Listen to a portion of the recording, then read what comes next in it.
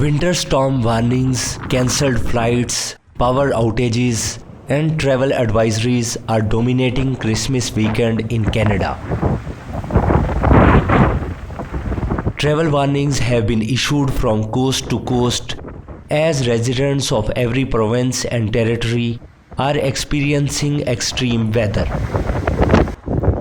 Heavy snowfall and low visibility from a strong winter storm blanketing Pacific Canada forced the country's second busiest airport in Vancouver to halt all flights on Tuesday morning.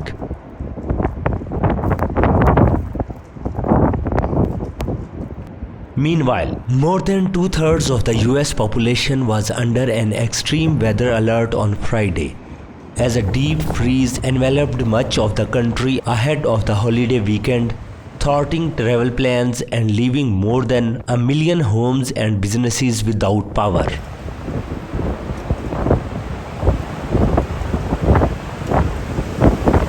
With a column of bitter cold that stretched from Texas to Montana, starting to march eastward, more than 240 million people in the United States were under some sort of winter weather advisory on Friday.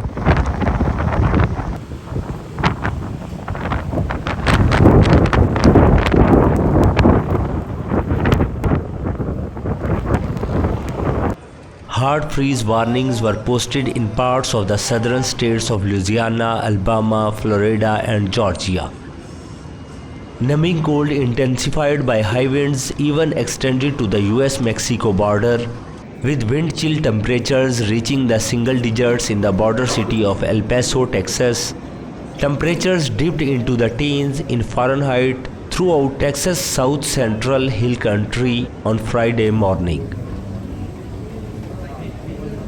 Meanwhile, heavy snowfall and low visibility from a strong winter storm blanketing Pacific Canada forced the country's second busiest airport in Vancouver to halt all flights on Tuesday morning.